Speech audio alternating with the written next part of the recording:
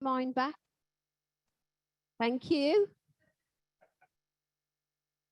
So today we're going to explore together the encounter that Jesus had with Zacchaeus. And I was just saying that maybe you need to cast your mind back to Sunday school, because it's quite a well-known, for me, story from Sunday school about this very little man, and he wanted to see Jesus, and he climbed a tree. Is it all coming back to you? Yes, people remembering? Right, okay. So Jesus had it. Oh, Pam's got the song going round in her head now. Excellent, good. So Jesus had an encounter with Zacchaeus, and Zacchaeus had an encounter with Jesus. And I say, God brought this story to my attention recently, and I thought, okay, let's share it, because there's, I'm sure, not just things in it for me, but for you too. And we find this story in Luke 19. Luke 19. And I'm going to read it to you. So Luke 19, verse 1. As Jesus was passing through Jericho, a man named Zacchaeus, one of the most influential Jews in the Roman tax collecting business, and of course a very rich man, tried to get a look at Jesus. But he was too short to see over the crowds. So he ran ahead and climbed into a sycamore tree beside the road to watch from there. When Jesus came by, he looked up at Zacchaeus and called him by name. Zacchaeus, he said, quick, come down, for I'm going to be a guest in your home today. Zacchaeus hurriedly climbed down and took Jesus to his house in great excitement and joy. But the crowds were displeased. He has gone to be the guest of a notorious sinner, they grumbled. Meanwhile, Zacchaeus stood before the Lord and said, Sir, from now on I will give half my wealth to the poor.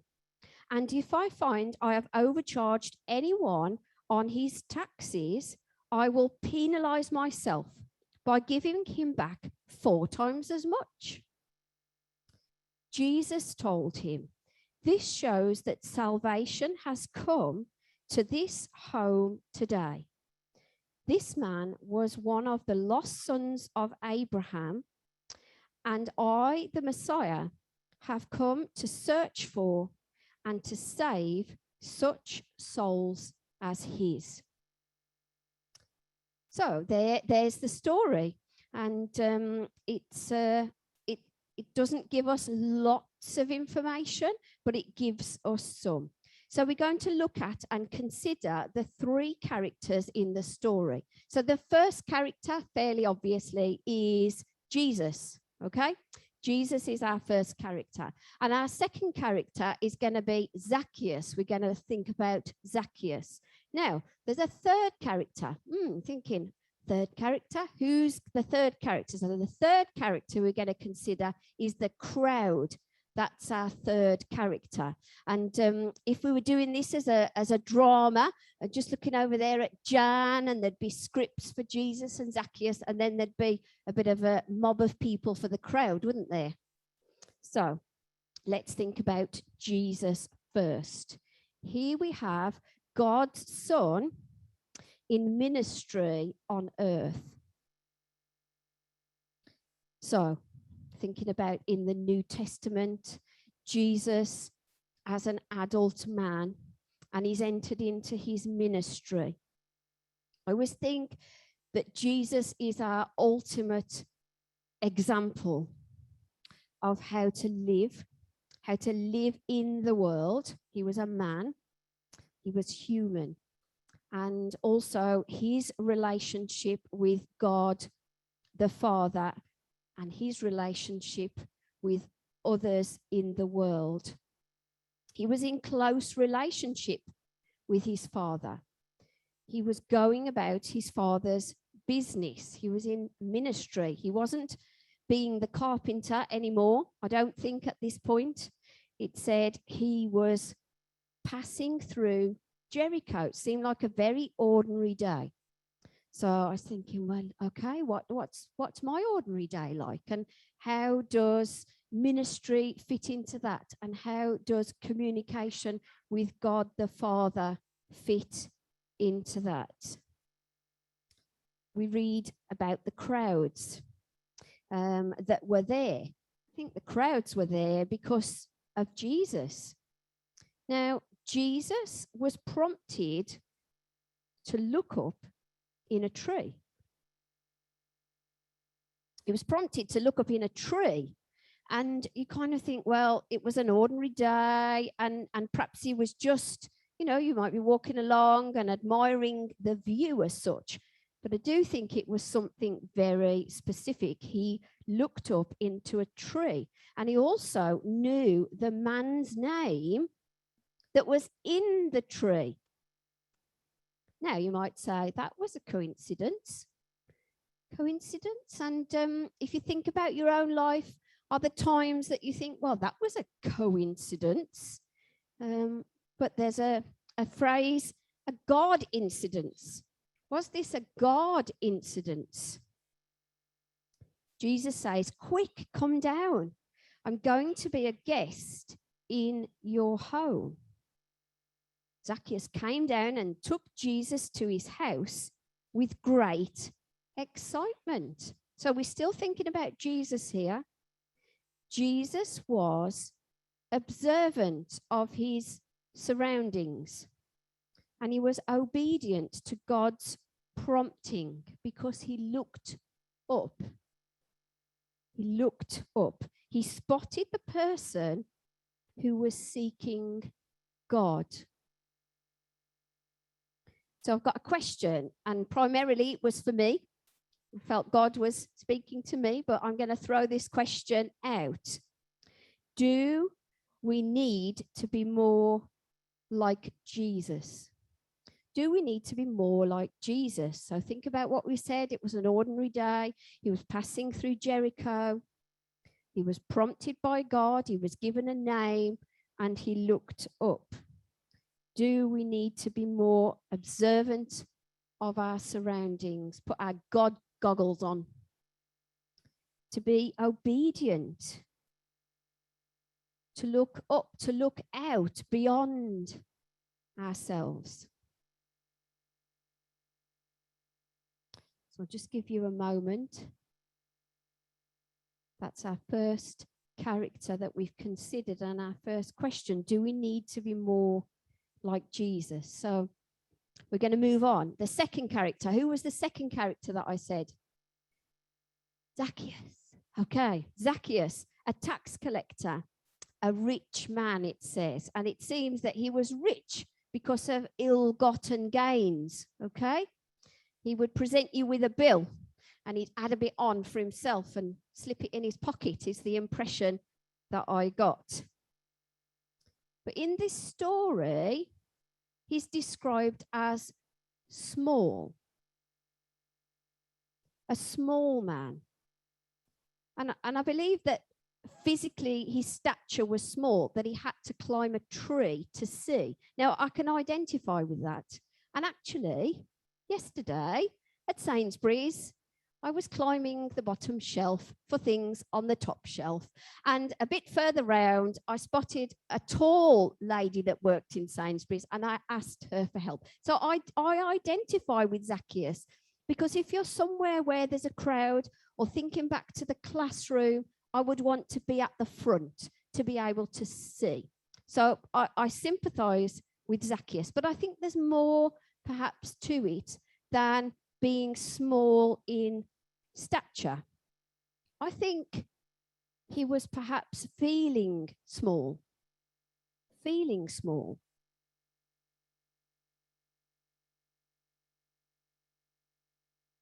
So he was a tax collector. He was rich, but by ill-gotten gains. And perhaps it was weighing on his mind. And he had this urge that he needed to see Jesus, and he ran ahead and he climbed a tree. And he thought he was just going to see him passing by. He didn't want to miss seeing Jesus. He found a solution. He put thought and effort into it because he was seeking Jesus. Are you seeking Jesus? Do you need his help today? Is there an obstacle? Can you find a solution?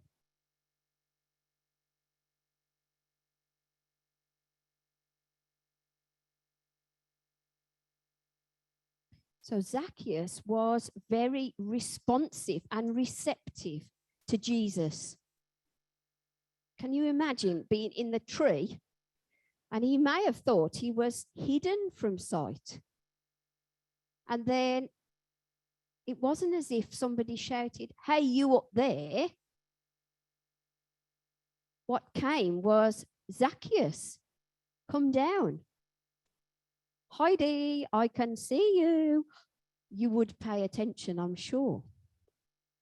Jesus was friendly in his approach, and he was loving and forgiving. He wasn't condemning. And I was challenged. I wondered, had I been walking along in the corridor at work? I don't know. And saw someone doing something wrong, perhaps. I don't know. I'm making this up in some senses. I'm putting myself in this situation. But am I going to be loving and forgiving rather than condemning? These are the questions that I was asking myself, and I'm throwing them out there for you. Do we need to be more like Zacchaeus in seeking Jesus? Do we need to be more like Jesus? So Jesus has a welcome just for you and just for me. He knows your name. So the third character, collective, is the crowd, and that's in verse 7. They watched and they were displeased. They grumbled that Jesus had gone to be the guest of a notorious sinner. Now that took me to Matthew chapter 9 and verse 12. Matthew chapter 9 and verse 12. A similar situation is seen. Jesus is with the disciples and they're eating with other people, and they're described as sinners. The Pharisees were indignant. Why does the teacher associate with men like that? They asked. And the answer from Jesus was that people who are well don't need a doctor. People who are well don't need a doctor. It is the sick who do. And then it goes on, I want you to be merciful. I have come to urge sinners back to God. Now, quite recently, we've just completed a sermon series on the Beatitudes. And in there, it said about blessed are the merciful. And we heard how Jesus turned the world's values on its head. So what normally happens in the world is condemnation, not necessarily loving and forgiving attitudes. So what popped into my head was, I don't want to be like a Pharisee. I don't want to be like a Pharisee. So a favorite verse of mine is found in Micah 6:8. So it's got a small book, almost at the end of the Old Testament, Micah 6, verse 8. What does God want of us? To be fair, just, and merciful, to walk humbly with your God. And that verse is an inscription at a memorial garden in Northern Ireland, where there was a bombing in Omagh, the Omagh bombing. And it's to be fair, just, and merciful, to walk humbly with your God. So the third question for us is, do we need to be less like the crowd and more merciful? So we've considered three characters. We've looked at Jesus, Zacheaus, and the crowd, and we've asked ourselves three questions which are quite challenging. How can we be more like Jesus? This week, I'm going to challenge ourselves. How can we be more like Jesus this week? He was going about his everyday business, but he was in tune with God. He was looking out for anyone who was seeking God. So this week, thinking, is there someone who needs kindness? Listening to God, is there a particular person that he puts in your mind or on your heart? Ask God to prompt you this week. Maybe he'll give you a name. What I'd like us to do is to look up, to look out, to see who God wants you to encounter.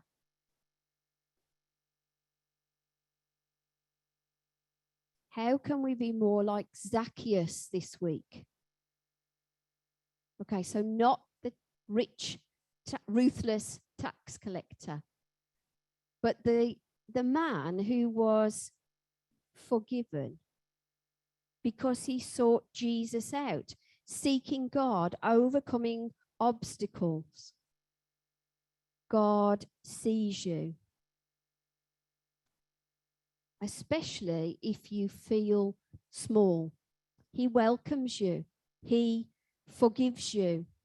He wants to spend time with you. And finally, how can we be more merciful this week? Less judgmental, more inclusive.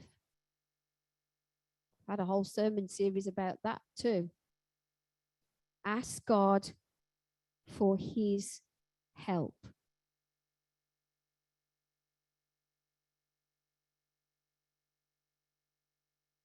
Walking with Jesus to transform lives, our life, and the life of others. Amen.